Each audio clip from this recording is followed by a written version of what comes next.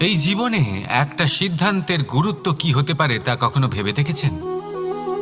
একটা সিদ্ধান্ত সেই ভিত্তি হতে পারে যা আপনার পুরো জীবনকে বদলে দিতে পারে, এই সমস্ত সংসারকে বদলে দিতে পারে, ভবিষ্যৎ বদলে দিতে পারে। এই সিদ্ধান্ত যে কোন রাস্তা চয়ন করতে হবে, সেই সিদ্ধান্ত যে কখন সামনে এগোতে হবে আর কখন থেমে যেতে হবে, সেই সিদ্ধান্ত যে কখন যুদ্ধ করতে হবে আর কখন নিজেকে পিছু পা হতে হবে। এই সিদ্ধান্ত হলো খুব গুরুত্বপূর্ণ।